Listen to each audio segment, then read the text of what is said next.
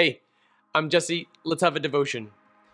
As we go through the book of Ruth, we see references to numerous Old Testament passages, and like we talked about last week, foreshadowings of New Testament teaching straight from Jesus. Here's some of the nitty-gritty background to this book. Yesterday we saw in our sermon Boaz go before the elders of the city gate and really stand up like a true redeemer to redeem the distressed bride. And it's beautiful to behold. It's absolutely incredible. And it's this foreshadowing of Jesus like we talked about. I want to give you now a picture of the anti-Boaz. All right, the pseudo Boaz, the Boaz who failed, the Redeemer, the Goel, who initially, nominally, at least verbally, ostensibly, committed to be the Redeemer, but then backs out. Okay, here's Genesis chapter 38. This is also actually part of the story where we get this is also named in the end of the book of Ruth. When they talk about whom Tamar bore to Judah, it's referencing here Genesis 38. At that time, Judah left his brothers and settled near a Adulamite named Hura. There, Judah saw the daughter of a Canaanite named Shua. He took her as a wife and slept with her. That word, a wife. Again, this is never prescribed by God. She conceived and gave birth to a son, and he named him Er. She conceived again and gave birth to a son, and she named him Onan. She gave birth to another son and named him Shelah. It was at Chezib she gave birth to him. Judah got a wife for Er, his firstborn, and her name was Tamar. Now Er, Judah's firstborn, was evil in the Lord's sight, and the Lord put him to death. Then Judah said to Onan, "Sleep with your brother's wife.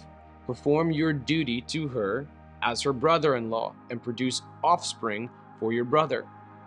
But Onan knew the offspring would not be his.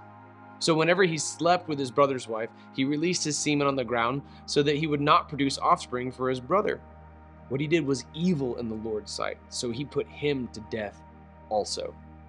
So this is the story of Onan, who does the opposite of what Boaz does. Boaz is willing and able. He's also eligible for marriage, by the way, but he rises up and he marries Ruth.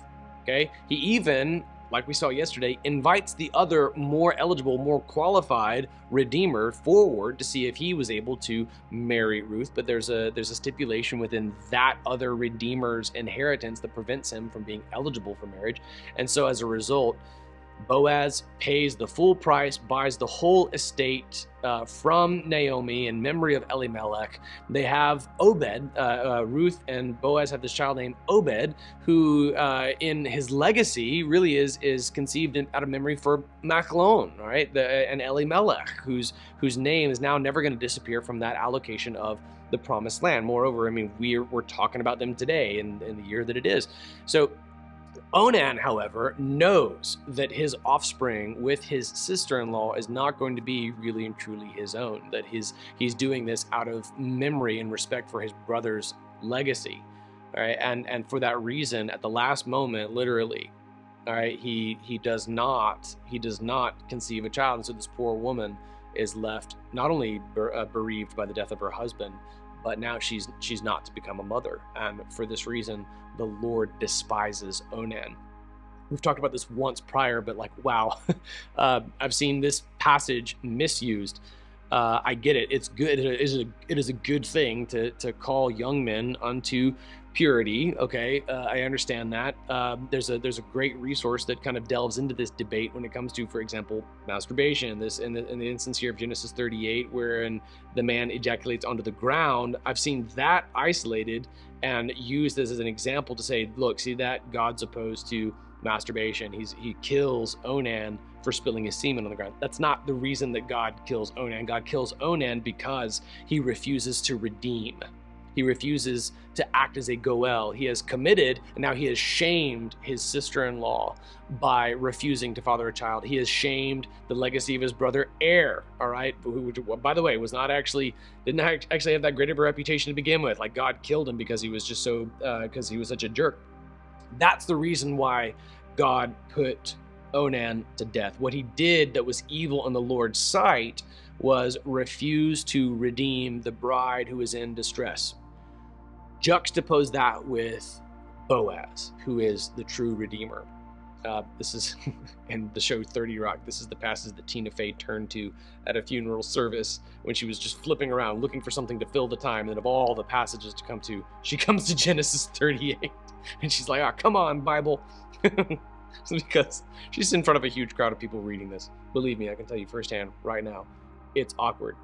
But it's what the word of the Lord says. The reason for it is that not everybody's the redeemer. Not everybody's going to be a goel.